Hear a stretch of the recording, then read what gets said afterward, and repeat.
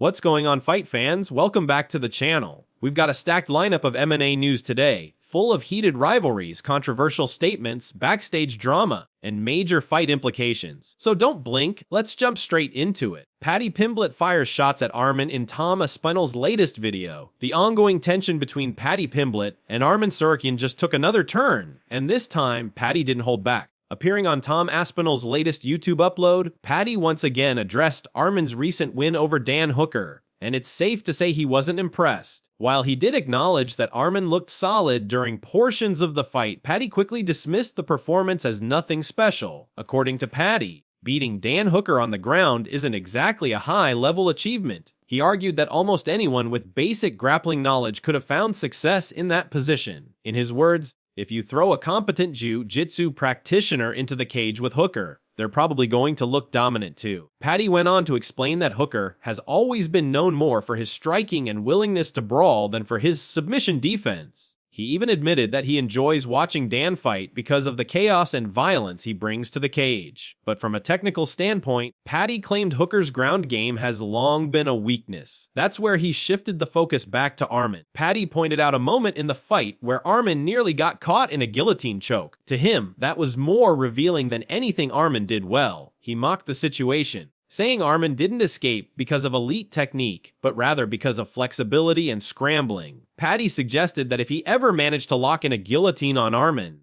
the fight wouldn't last more than a few seconds. He confidently stated that Arman would go unconscious in that position against him, with no way out. By the end of the round, Paddy made it clear that watching the fight only strengthened his belief that Arman's grappling is massively overrated. And just like that, another layer has been added to an already intense rivalry, with Paddy using the moment to stay in the spotlight and keep the verbal warfare alive. Before we move on, make sure you hit that like button and subscribe if you want to stay updated on everything happening in MMA every single day. Merab explains why Petr Yan fight can't happen at White House event next story. Merab Valishvili has revealed why his long-awaited trilogy bout with Petr Yan won't be happening at the rumored White House card, and surprisingly, it has nothing to do with injuries, contracts, or timing issues. Speaking in a recent interview, Merab explained that the UFC has already informed him he is next in line for the bantamweight title. On top of that, the promotion is planning to book a third fight between him and Yan. But there's a complication. According to Merab,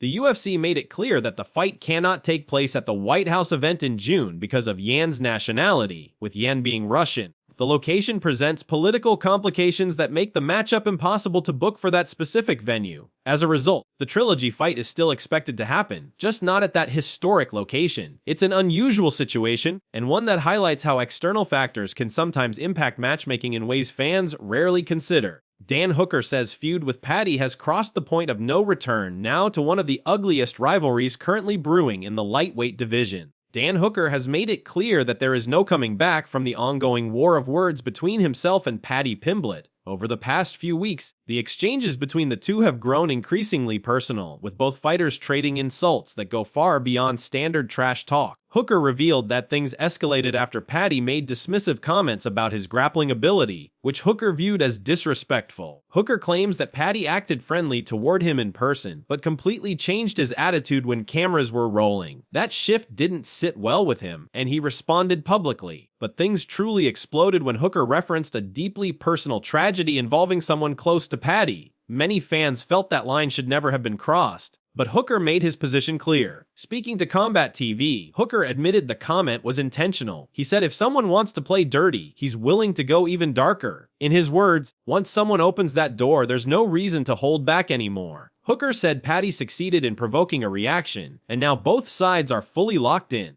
While fans are already calling for the fight to be booked, both men currently have other commitments. Paddy is scheduled to face Justin Gaethje for the interim lightweight title in the main event of UFC 324 in Las Vegas. Hooker, meanwhile, is preparing for a massive showdown of his own against Benoit Saint Denis at UFC 325 the following weekend. Despite the separate paths, Hooker admitted that the animosity isn't going anywhere. He said the anger is real, the damage is done, and there's no possibility of things being resolved outside the cage. To him, some lines can't be uncrossed, and this feud has reached that level. Dricus du Plessis coach blames loss on wrestling heavy approach and officiating. Next up, controversy surrounding the middleweight title picture. Dricus du Plessis coach has opened up about their loss at UFC 319, placing much of the blame on both Khamzat Chimav's approach and the way the fight was officiated. The bout, which took place last August in Chicago, didn't unfold the way the team expected. According to coach Morn Visser, they had prepared for almost every scenario, except for an opponent who had no intention of engaging in open exchanges. Visser admitted that small mistakes added up across all 5 rounds, ultimately costing them the belt. But he also revealed that their biggest error was not anticipating a strategy focused almost entirely on control rather than damage.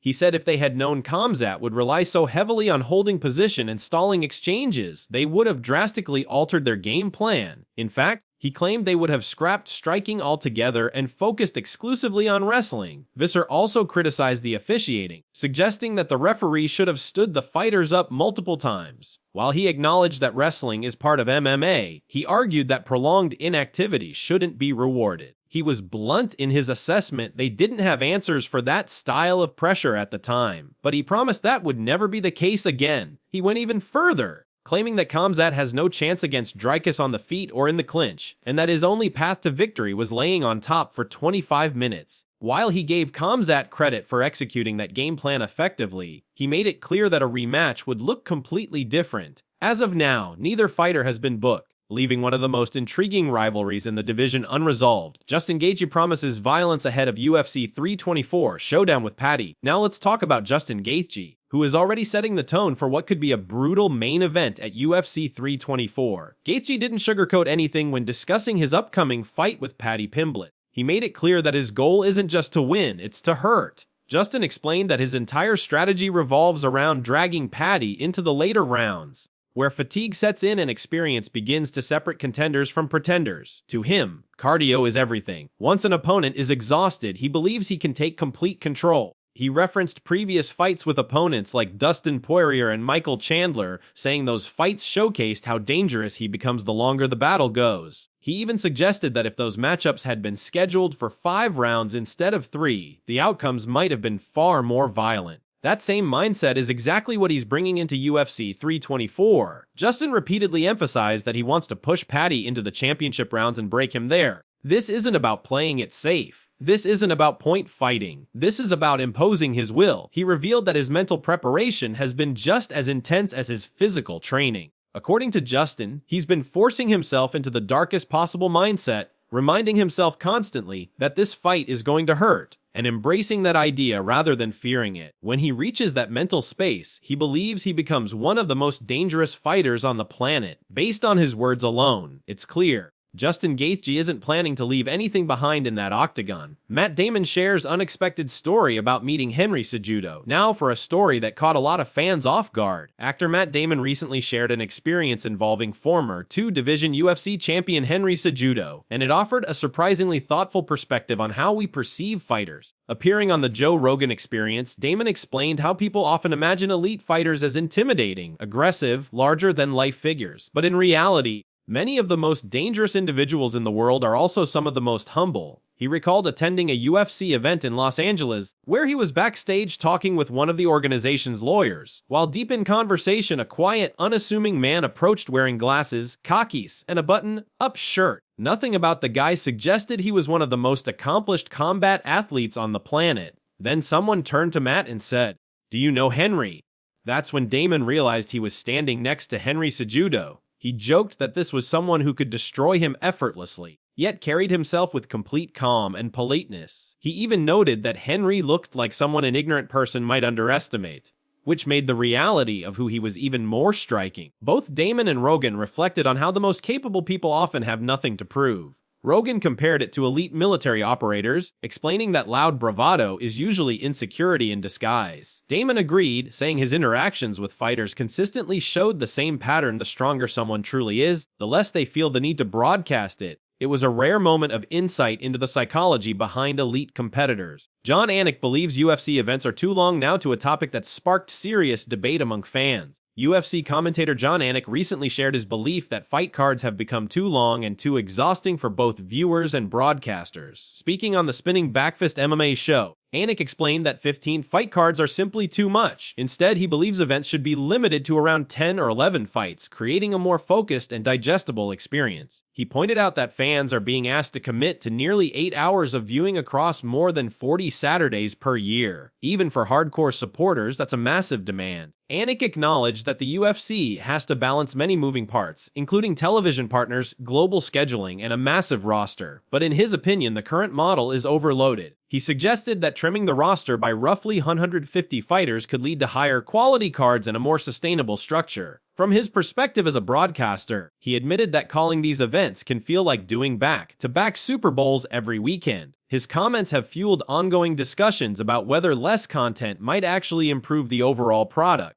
Gaethje reflects on painful losses ahead of interim title opportunity. Justin Gaethje also opened up about some of the most difficult moments of his career just days before stepping into the Octagon again. Looking back at his 2022 loss to Charles Oliveira, Gaethje admitted he wasn't fully healthy heading into the bout. He revealed that just over 2 weeks before the fight, he suffered a serious bicycle accident where he hit his head on the pavement. Despite that, he chose not to pull out and paid the price. He also revisited his devastating loss to Max Holloway, explaining that it wasn't physical shortcomings that cost him the fight, but mindset.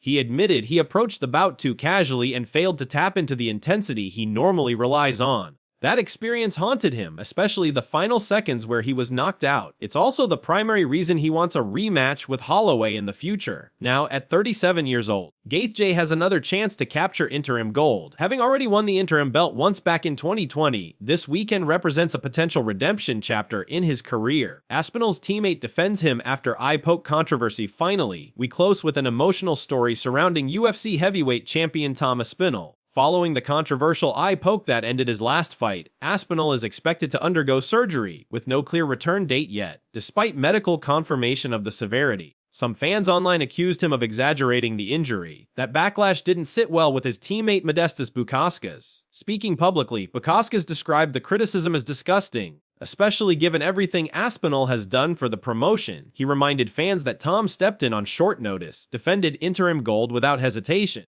waited patiently while others delayed the division, and consistently delivered violent finishes. Bukauskas also shared his own experiences with eye injuries, explaining how vision issues can linger for months or even years. He emphasized that Aspinall's injury is extremely serious and that continuing the fight would have been reckless. According to him, fighting someone like Ciryl Gane with compromised vision is a recipe for disaster. But despite the setback, Bukauskas believes this situation will only make Aspinall more dangerous. He said the criticism has added fuel to the fire, and when Tom returns, the division is going to see a more motivated and more dangerous champion than ever before. That's all for today's MMA news update. If you enjoyed this breakdown, make sure to leave a like, subscribe to the channel, and turn on notifications so you never miss an update. We'll be back tomorrow with more breaking stories from the fight world.